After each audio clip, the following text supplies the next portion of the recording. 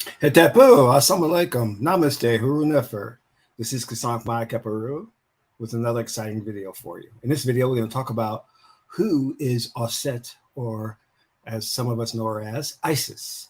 But before I go into that, please hit the like button on this video. If this is your first time to my channel, hit the subscribe button to get notifications on when I go live and when I upload recorded videos. If you want to know more about my spiritual teachings, you can scroll down below and click on one of the links. We have free ebooks for you on the spiritual, on the occult. But if you want to take your knowledge and lessons to the next level, you can become a Patreon supporter for only $1, $5, or $20 a month. It's up to you, and you can cancel anytime. You'll get exclusive access to instructional videos on the esoteric, videos that will teach you how to communicate with your ancestors, how to do astral projection, how to summon a spirit for your protection, how to do a money ritual, and so much more. So become a Patreon supporter today. Last but not least, share this video with family and friends so we can get this revolution started. So, Haru Nefer, may Buddha bless you. How are you all out there? So, first I want to announce some good news. Well, before I get to the good news, I'm still waiting to see if my tongue heals. Doctor said it would heal, but I don't think it's healing that well. Or no, actually, it is healing. It's just taking a sweet time. Because I know, for those of you who don't know, a couple of months ago, I had my tongue clipped because I'm tongue-tied. And I wanted that freedom to be able to do French kisses. But my tongue was permanently attached to the bottom of my mouth. And I had to go in there with a laser and separate the tongue from the bottom. It was very difficult and painful surgery, but luckily I knew how to put myself into trance so I wouldn't experience pain. So it was fun, but there was a lot of blood everywhere. It was blood, blood, blood, blood, blood. It was crazy. And when I came out of trance, that wave of pain hit me like a brick wall. I was like, wow. And in that moment of agonizing pain, I wondered if I had did the right thing. I said, Qesankh, you've gone on your whole life being tongue-tied. What's the remainder of your life? But my mates were like, you can't pleasure us, so get your tongue clipped. I was like, I guess I should. But I digress. Anyway, so it's still healing. I just wanted to hurry up so I can pronounce my R's better, and my S's better, I'm not sure if many of you know, last night was the premiere of the live show called Annie. And if you're not familiar with Annie, then shame on you. Annie's the story of an orphan girl who gets adopted by a very wealthy man. And it's been a musical on Broadway. It's been a TV show. And now they have done what they call is diversity casting. They just recently made I think it was like in 2012, maybe, an Annie movie with a young African-American girl as Annie. So it was really good. I watched it. I loved the song, It's a Hard Not Life. That's one of the things I really loved. And tomorrow. Anyway, they did a live Annie show on NBC last night. And I got an opportunity to watch it because my cousin Kennedy, that's her name, Kennedy, was in it. And let me show you a picture of her. And it's produced by Taraji P. Henson. Let me share my screen here so you can see her.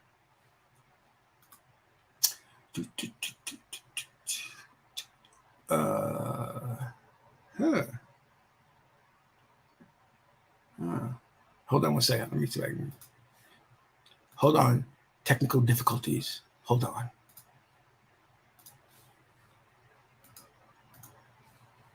I got so many screens open. That's why. It's confusing. It really is. And here she is with Taraji P. Henson. She played one of the orphan girls singing It's a Hard Not Life. And she was doing some flips and all of that. I was so proud of her. So she did an excellent job. I hope that she continues doing continue working in an entertainment industry. She's a dancer. and she's really good. So let's give her a hand. I have to send her flowers, because at that young age, to start out like that and to get major, well, I wouldn't say major roles, but major exposure like that, it's really a good sign. So let's hope that she chooses in the future to continue with her career in the entertainment industry or dancing. And she has some very good parents who coach her and support her. So that's kind of awesome. Now, moving on, I want to talk a little bit about Isis or Auset. Now, Auset is the patron deity of motherhood, of nature, the earth. And to get an idea of her, we can see her from this Metu Netta card, where she is nurturing baby Haru. So we know that she's the inspiration for the biblical figure, mythological figure of Mary. And Haru there would be baby Jesus. And Auset also had an immaculate conception, you know. And the story, which we call the Osirian drama, features her and Osir, her husband, her brother. And if you know anything about the story, which you should, that's the basis of the Kemetic spiritual religion, is that Osir or Osiris is betrayed by his brother. Set and Nebhet conspire to kill Osir, and they cut his body up into 14 pieces and they spread them throughout the world. And Auset, who's a symbol of devotion, travels throughout the world to get the pieces and put Osir back together again. And in that process, I believe she gets her phallus. She finds his phallus and has an immaculate conception, gives birth to Haru, and then she nurtures Haru until he's able to become a warrior and battle Seth for the throne of Egypt. And you can see directly there how they plagiarized the story of Jesus from the Osirian drama. So we must understand the importance of Auset. And as I told you many times before, one of the reasons why I had issues with priesthood and other people was because we didn't respect the deities. We didn't treat them as real, but more so like mythological characters. And they're not. We must have reverence for them. We must set up an altar for them. We must talk to them as if we were talking to God, him, herself. Because these deities are aspects of us, but they also exist. And if you're not a dual brain thinker, a holistic thinker, and if you primarily think using the left brain polarized thinking, this represents a contradiction to you because you're so accustomed to monotheistic thinking. So you're like, well, you're either monotheistic or you're polytheistic. It's neither. We believe in synthesism. So I can believe in the many deities and also believe in the one God. And this is what got Aten or Egnatum in trouble when he brought in Aten worship, Aten, the worship of the one God. The Egyptian people weren't having that, so they got rid of him and his family. See, the Egyptians understood complementary elements. They were whole brain thinkers. That's how they were able to build Kemet into a vastly superior civilization, because they looked for a holistic approach to life, not a contradictory approach to life. When you think from the left brain, you may come up with a solution that only creates more problems. But when you think from the right brain and it's holistic thinking, it eliminates the problems and it gets to the core of it. Now, Auset, as I said, had the Immaculate Conception. Let's read from the Meduna Ter by Ra Nefa Amen about Auset.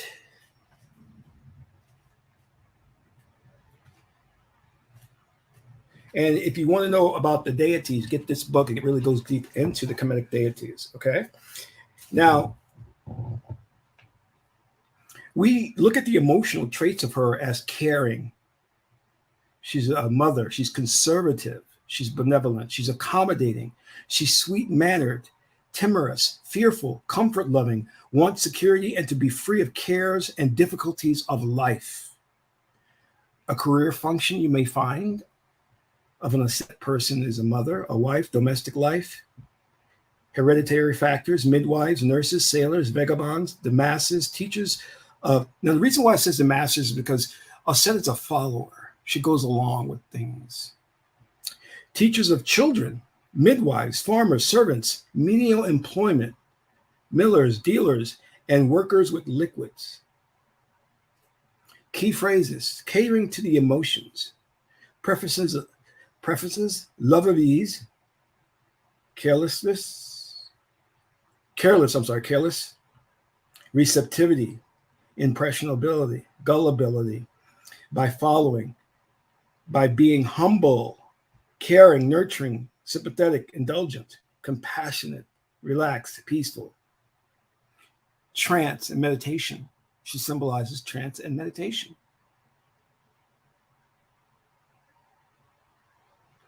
So, hey, Maat, that answer is posted. It is posted. Okay, so go check it out. I did post the correct answer. Okay, so keep that in mind. Now, these are all traits that we need to, especially the women of this modern age, when mass media and the ruling elite, the cabal, is trying to masculine or make women into the masculine principle, and conversely make men into the feminine principle.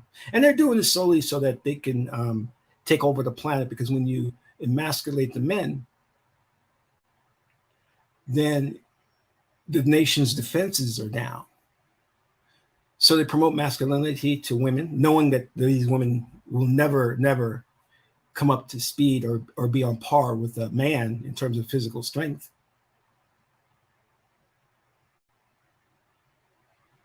You see, when you see movies and the woman walks into a room and starts doing karate and beats up 5 guys, that's a fantasy.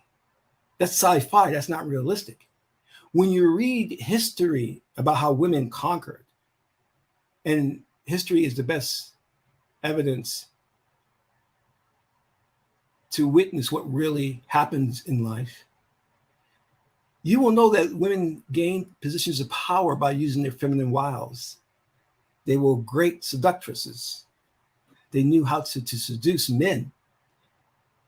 And in doing so, they were responsible for the rise and the fall of empires. That's how powerful women and their feminine wiles were. Women didn't walk into a room and start beating up guys, especially not in antiquity, because they were some rough dudes in antiquity, carrying swords and all kinds of read up on Roman history. They were barbaric. All right. So we are missing that principle from the women that we have. Our women are taking on masculine traits. In fact, I was talking to a friend, and I was actually videotaping her for a spot. It was like an infomercial. And I noticed when she's talking, she's going and like this.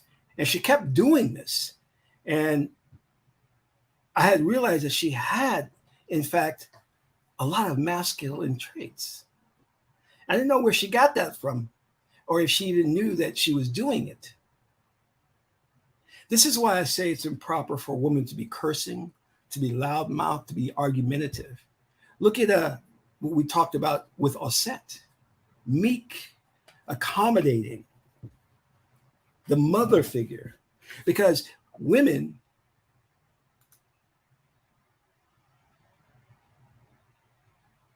women transfer culture. They're the first ones that come in contact with the new generation, the children. It's their responsibility to teach right, wrong, and transfer over to these children our culture. And in order to do that, they have to be meek.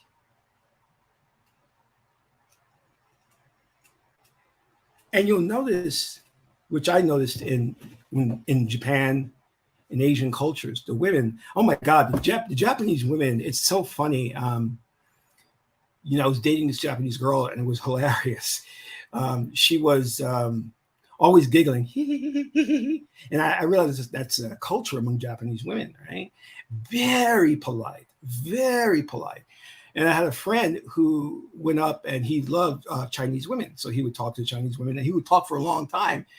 And I told him, I said, listen, one thing you have to realize about Chinese and Japanese women is that their culture dictates that they be very, very friendly, accommodating. So she may not be attracted to you, but out of politeness, she'll stand there and listen to you for as long as it takes. And he was like, oh. And I said, yeah. So you have to realize those kind of cultural norms. And he had to adapt to that, to understand, And in their culture too, innocence plays a big role because they try to. It's almost like they have this girlish energy about them, this innocence, and it can be very, very attractive. Even myself, I found that attractive. That she seemed pure, she seemed innocent, not wise to the ways of the world, which she really is. But that's something that they exude and they hold up very high in their culture. Which is why my person has no fondness to female rappers trying to mimic male rappers. It doesn't work for me. You understand? So, and this is just a side note. If you ever watched the movie Ghostbusters, right? There's a lot of subliminal things that are going on there. And they did a reboot with an all-female reboot in 2016, which failed big time. And I'll tell you the reason why it failed. If you examine a film like Ghostbusters, they have the neutron wand, which is a particle accelerator. And it shoots out, it can shoot out two things. Number one, it can shoot out the goo from the slime from the ghost, or it can shoot out like nuclear particles, a particle beam. And they would hold the wand near their penis, their phallus. So this is a symbol of the phallus and how it would shoot out sperm. And so when you see the Ghostbusters and they have the wand, which is a symbol of the phallus, and they're shooting the slime or the nuclear or particles, I forgot what they're really called. That's just a symbol of the phallus coming to erection and the shooting of the sperm. And that's what attracts, people to that. When the females were doing it in a 2016 version, it wasn't attractive because we don't want to see a female with a phallus. So the movie failed in that way. So anyway, I digress. I just want to give you an understanding of that type of how a film becomes popular. Even like look at Star Wars. At the end of Star Wars, what was the goal? It was Luke Skywalker flying his X-wing down this long tunnel to shoot his load. And he would have to go into that hole, which the load was a symbol of the sperm impregnating the egg. We don't know this on a conscious level, but on a subconscious level, we process it. We know what it is.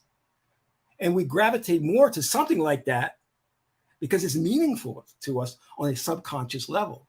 This is why when they have drinks, and this would be like a glass, they paint images of skulls in the ice and you can't see it on the conscious level, but it's there.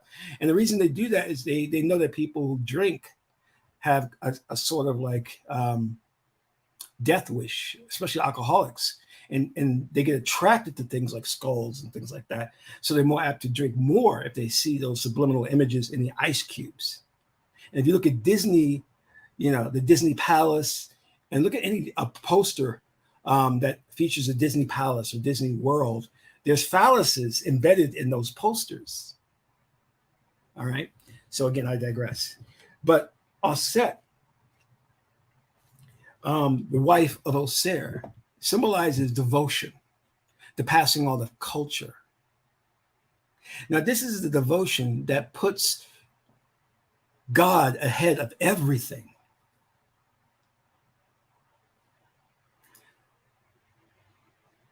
And we have to ask ourselves, do we do that in our own lives?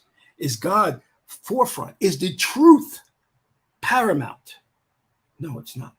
Before Auset, it was. See, Auset and her sister Nebhet could have enjoyed a life with Set as ruler. Set would adorn them with riches and privilege. But Auset wanted truth to prevail. So she alone set out on the journey to find the pieces of Oser. And those pieces are an example of segregated thinking, compartmentalized thinking. But when you bring them back together again and reassemble Oser, you have synthesis thinking, you have right brain thinking.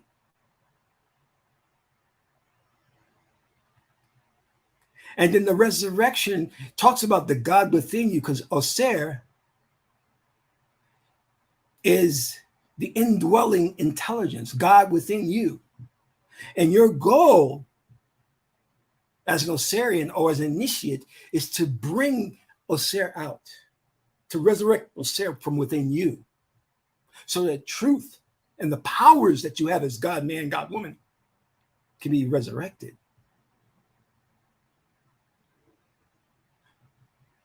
See, modern religions are lost because they don't know what the perfect archetype of who you should be is. They just say Jesus. No, you're supposed to be a very powerful being, a God.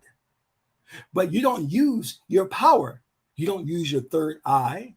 You don't use your power of manifestation because you have been taught that those things don't exist. You have been taught that that's sci-fi, that Star Wars, the Force is not real. The Force is real. And the Matrix is not a movie, it's real. And Hollywood is trying to tell you these things because Hollywood has magicians working as directors. And they're trying to warn the world about the ruling elite. But they can't come out and say it because they'll suddenly get into a car accident and die. So they put it in their movies through allegories, metaphors. Yoda is Tahuti. But they can't come out and put Tahuti there. You know? So you have to understand that the truth is there. You have to engage in synthesis or congregative thinking. Bring it together. Bring it all together like Auset did. Find the pieces and bring it together. If you look at all the religions, you'll find pieces of the truth within those religions. But you've got to know how to weave them together and make them coexist. So it's important that we celebrate Auset and give her thanks for her devotion to resurrecting her husband, Oser. For without her, Kemet and the world would be in total darkness. But because of her and her devotion, we now have the Kemetic spiritual system or religion or whatever you want to call it. But now it is up to all of us to resurrect Oser from within us, to become Auset, Isis. Speaking of that, I can't forget this. This is a show I used to watch as a kid, and I loved it. And the reason why I loved it because I was going through puberty. And this I was totally in love with this woman. This is the show Almighty Isis. And this is Joanna Cameron, and she played Isis, a beautiful woman. I always thought she was Hispanic. But anyway, she passed away recently, and it's so sad that, we lost her. She's a beautiful woman, and the show was an awesome, awesome show where she played Isis and had all these powers, and she could fly, and it was so awesome, you know. So again, she just recently passed away. So may she rest in power.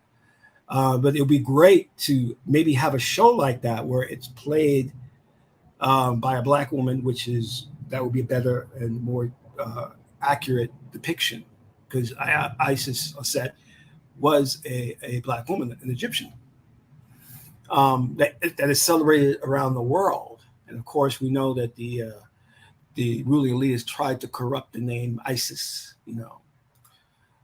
But you know, the gods themselves live, and we know for a fact that the ruling elite, the Cabal, has tried to bury this whole Egyptian thing. They tell lies. Oh, the Egyptians were white. Oh, Egypt is not in Africa. You know, they tell all these lies, because the reason they do this is because they're afraid of us discovering not just our true legacy and our history, but the advanced civilization and what they had. They had portals that could take you through other dimensions. Yes, portals, stargates. But they don't want you to know that. This is why they have to cast it in darkness. Now let's go to the Portnet Teru, or the Tree of Life, to understand a little bit more about Auset. Now, the Tree of Life here, we see that it's a hierarchy. Auset is at the top, and directly at the bottom here is his mate and sister, Auset. Now, she's part of the lower trigram. She symbolized devotion, but she also symbolizes dreams, trance, the ego, seat of early learning. She symbolizes indiscriminate imitation, because when you're in the early stages of learning, you copy and you mimic things indiscriminately.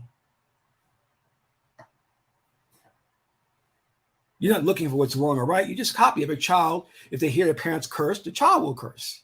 That's indiscriminate imitation. That's an early form of Auset, the learning stages. But when you get to Haru, you develop your will, and you have circumspective thinking, a free will. So we see on top of her the crown is a seat.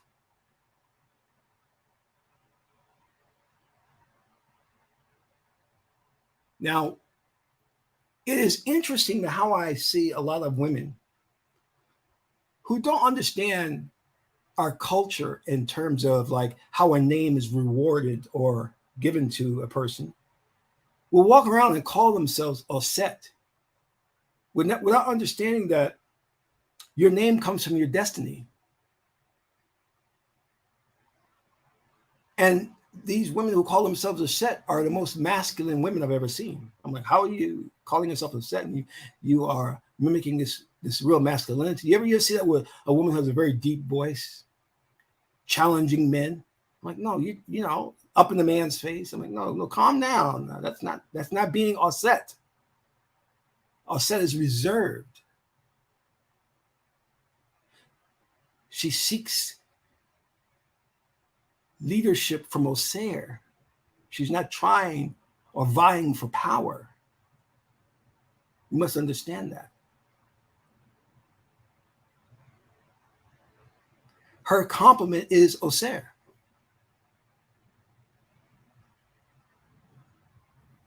At the top.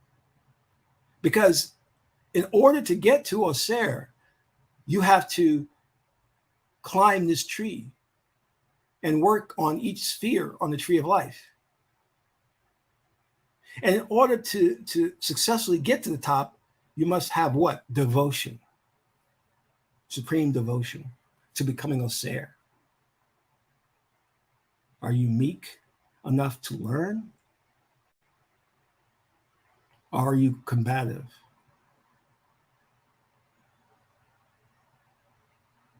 You, as a woman, can do more with your femininity, and get more places in this world than you can with being argumentative and challenging. Study the great women of history,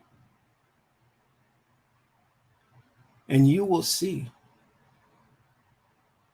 how they used their femininity to get into positions of power.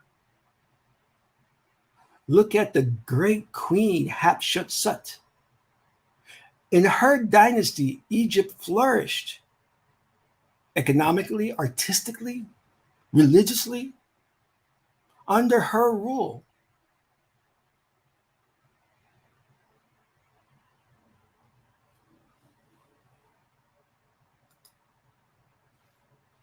So keep that in mind.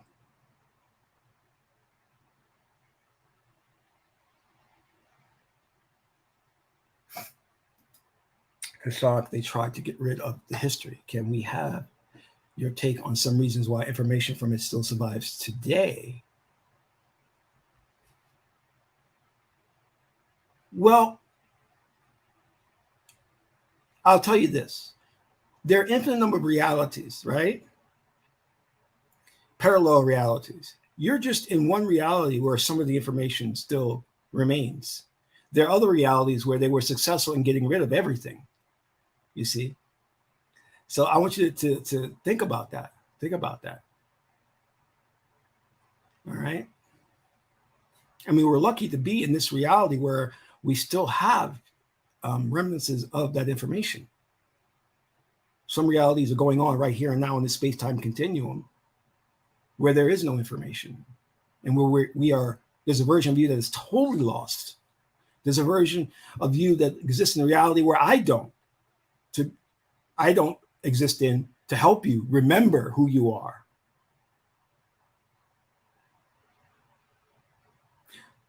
And our ancestors were very, very smart, because I'll tell you what, they knew that if they etched everything in stone, that it would live on for centuries.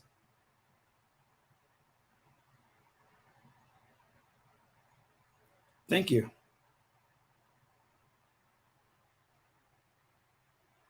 So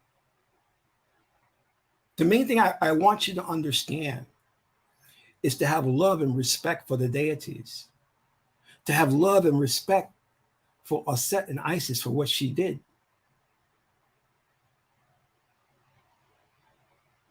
And if you, as a woman reading the Assyrian drama, try to emulate Auset's greatness,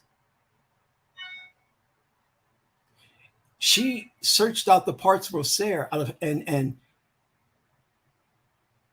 if she had been caught by Set, she would have been beheaded. She would have died. But her devotion to truth, Shema'at, kept her going.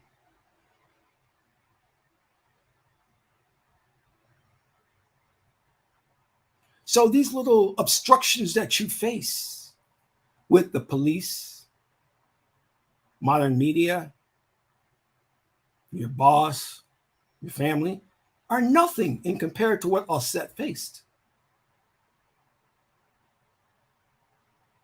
In ancient times, especially in Greek and Roman civilizations, they came up with creative ways to kill you. They would cut your intestines open, cut your stomach open and pull out your intestines and show it to you as you were dying.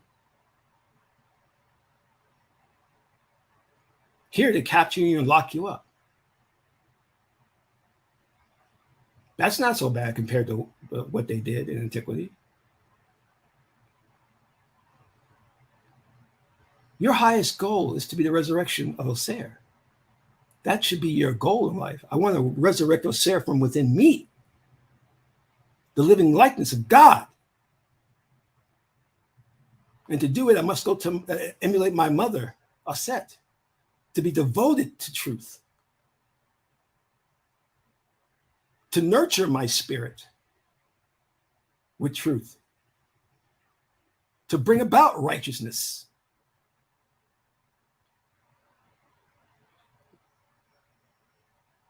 But For that, you have to have love for Auset to awaken that devotion within you.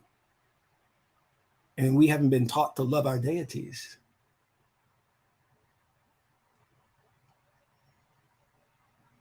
In fact, we're more programmed to love Jesus and Mary than we are programmed to love Osiris and Isis. So how do we program ourselves for devotion? Again, we turn to Auset for the answer. We program ourselves for devotion through trance. That's what she governs. She governs trance and meditation. And if you go into trance and you see yourself devoted to becoming God, the subconscious mind will program itself to do that, to become God, till you become God. All I have to do is go into a state of trance and feed myself a post-hypnotic suggestion or hypnosis and say, I am God. I am God. I am powerful. What happens if you keep repeating that in a state of trance? Your subconscious mind tries to find a way to make that happen. If you go into trance and you say, I want that Porsche, I want that Lamborghini, and you do it enough for at least 28 days, the subconscious mind will do two things. You can write this down. We'll do two things. Actually, before I tell you the two things it will do, I want you all to hit the like button on this video. So please hit the like button. And if you get opportunity, please donate to the channel. All right. So the subconscious mind,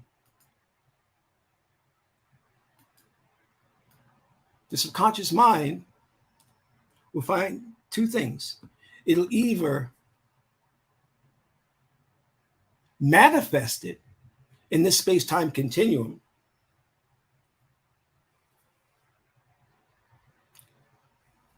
or it'll move you in a direction so that you can get it. But either way, you're going to get it. Yeah.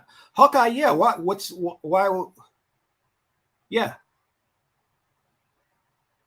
Oh, okay. So for those of you who don't know, Haru is also known as Horus. And from Horus, the word hour comes. Okay? Hour, Horus. All coming from the Kemetic zodiac. All right?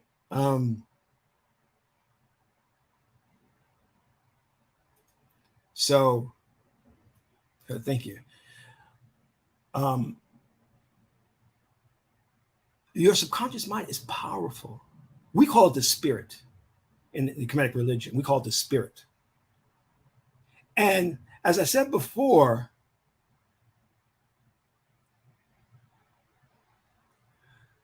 I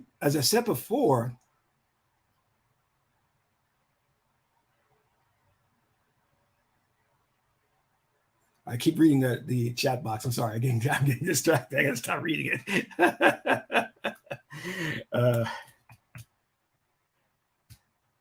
I was on a panel discussion today. Let me drink some water. I was on a panel discussion today. And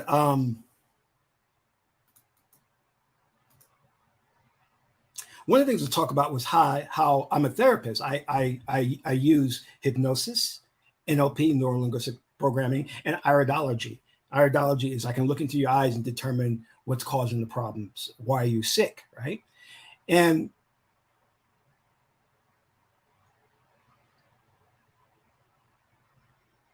I keep getting distracted by these. I'm sorry. Please forgive me. I keep getting distracted. I'm not gonna look at the chat box anymore. All right. So what I'm saying is, I guess I forgot what I was saying, but I'm a therapist and I work through. Oh, I know what I'm saying. I work through hypnotherapy. Now it's a very, very specialized field, hypnosis, right? Hypnotherapy, and trying to get legitimized because they're facing pushback from modern psychologists. And in order for them to get legitimized and get accepted, They can't go into too far into the esoteric realm. And there's certain things that they know, but they can't talk about publicly. And one of the things they know is if you meditate on something or have a visualization and you take it into trance or hypnosis, you will manifest it. It will manifest before your eyes. And we know that reality doesn't exist apart from the observer, that when you look at something, what really is there is code. And that code is an infinite number of realities and possibilities. And when you look into that code, that infinite soup, and you have a belief of something, that infinite soup collapses into a singularity of one reality for you to experience based on that belief system. But modern hypnotherapists can't tell you that what's really happens, that you're living in a multi-dimensional existence, that you're in many different parallel realities. Because if they start saying that, then modern psychologists, I didn't see that movie yet. Thanks for telling me. I didn't see that movie yet. Modern psychologists will seize that opportunity and say, aha, here, see? These are occultists. They're into the esoteric. They're not legitimate. It's not a legitimate science. And they would win that battle. And hypnotherapy would have to go underground. But to keep it above ground and in mainstream, they can't reveal the fact that if you go into hypnosis with an idea, you'll manifest that in this space-time continuum.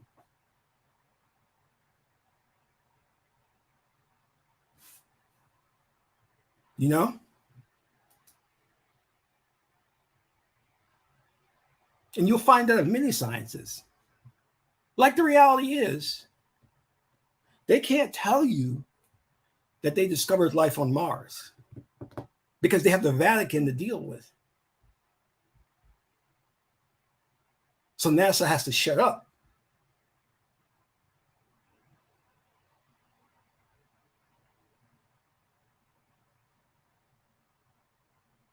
You know what I'm saying? And you as a magi, you can't just walk around telling people, well, I have God powers, and you have them too. You can't say that. You'll be a pariah. You'll be ostracized. A pariah, I mean. And laughed at, even though what you're saying is 100% truth. But like the 36 hexagram in the I-ching says, hide your light. Hide your light. You have to do that. Because this world will seek you out and destroy you. You know? I used to ask a friend, I said, you know, I'm on the straight and narrow. I don't do drugs. I don't, I've never committed any crimes, but yet I'll get pulled over by the police. And I realized, and a number of times actually, that I'm a threat to them. When you are living righteously and on the straight and narrow path, you become a threat to them. And they target you. You're a threat to modern religions. You're a threat to Christianity. You are a threat to the pimp pastor ministers because you know the truth. But as long as you're quiet, you're okay. But the minute you start to proselytize or tell people about the truth and become devoted to resurrecting the spirit within you, you are a threat to the system. But let me tell you something. As long as you bring God with you, they can't hurt you. See, the problem with these other hotepers and these other fake gurus is that when they teach you about Kemetic science, I'm going to teach you about the Kemetic mystery system. I'm going to take you to Egypt and I'm going to show you the pyramids and the temples. And they talk so eloquently. And then you get off on the intellectual masturbation. But Do they love God? Do they love Auset? Do they love Ma'at? Do they love Sebek? Do they love them enough to die for them? Do you love God? I'm asking you that. Do you love God? Because if you love God, then you have power. Then you have power. But if you treat this as an exercise of intellectual masturbation, then you have no power. Because you see, when you combine an idea with an emotion, you activate the Kundalini, the chi power within you. You activate God's power within you. You activate Osiris' power within you. When Moses came to Pharaoh, he could only do so with the power of God. He couldn't just come there to be Moses. He came there with the power of God. And that's what we all are all going to do. We're going to confront this corrupt system with the power of God behind us. And in the Osirian drama, Set tried to tempt Haru. Look, I'll share power with you. I'll give you all of these things. We can even have sex together. And yes, Set said that to Haru. Let's have sex. Haru said, no, I'm not engaging in that debauchery behavior.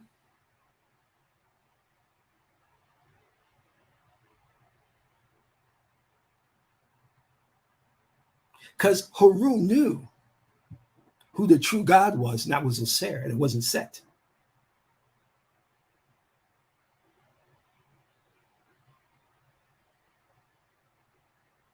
You see, we become wooed by this society and its technological achievements. But what we have failed to realize is they have kept a secret from us. That we are God and we have extraordinary powers. Powers you wouldn't believe.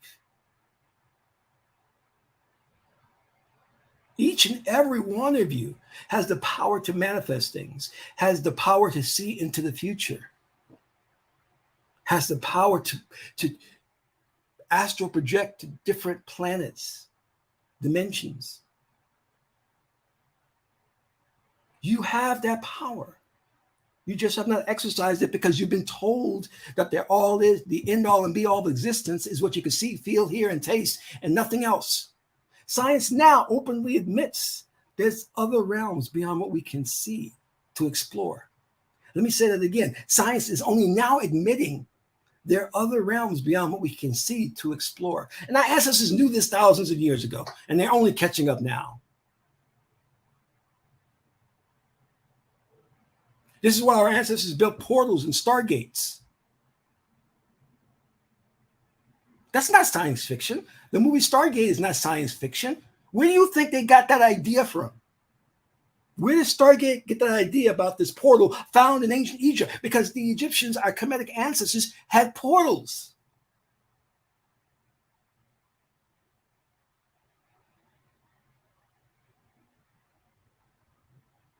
Where do you think the Matrix comes from? Because it's true. We're in a Matrix. In fact, they should stop saying it's science fiction or action film and start saying it's science fact. You're in the Matrix. And people are so lost, they walk into a Matrix, they agree that the film was awesome and that we're in the Matrix, but they missed the important part, that you are Neo. You are Neo.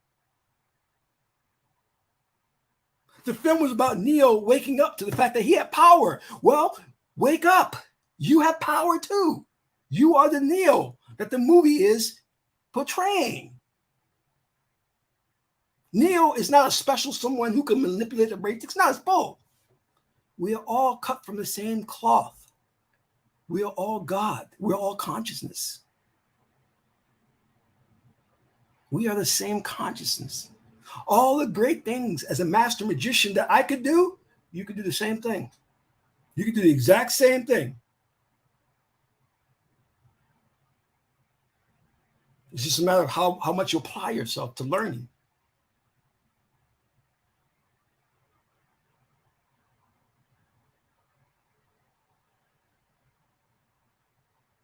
This is why when that charlatan known as the Minister Louis Farrakhan asked men to come to Washington to march on Washington, I guess to forgive themselves. I don't know what his agenda was because nothing was accomplished.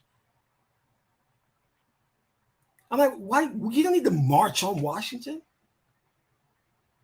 You're gods. You just need to transition to a new reality if you don't like the way this reality is going. What are you marching to Washington for? What is that going to do? Which it didn't do anything. Years passed, and we're sitting here now, and the police are still shooting down people. The judicial system is still corrupt.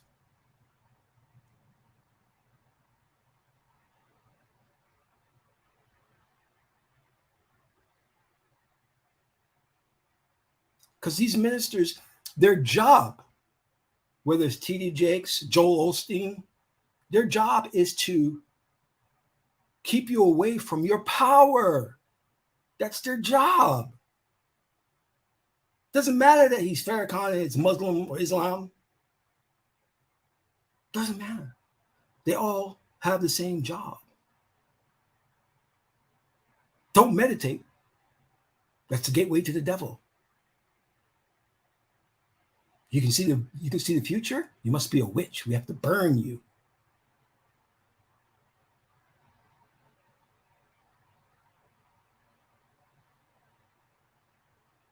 When a society is constructed in such a way that it vilifies all ancient religions and props up all Western religions, you have to ask yourself why.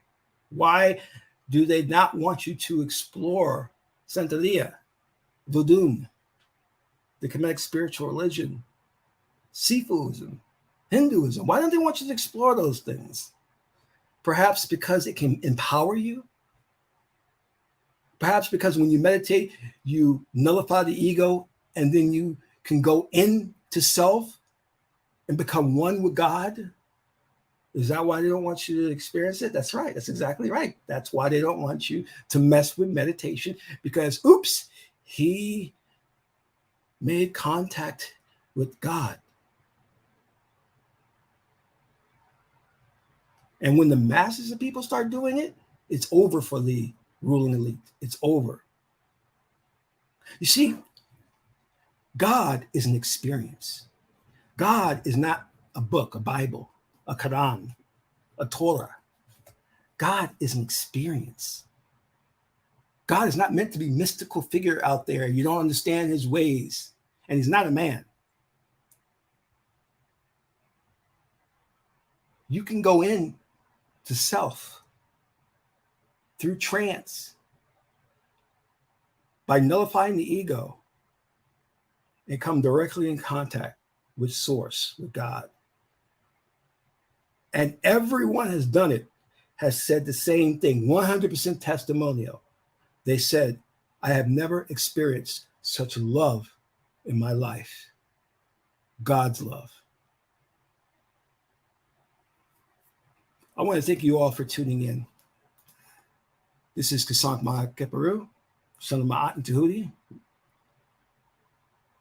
Ma'at is the beautiful goddess of the room. Until next broadcast, I'm in Ra.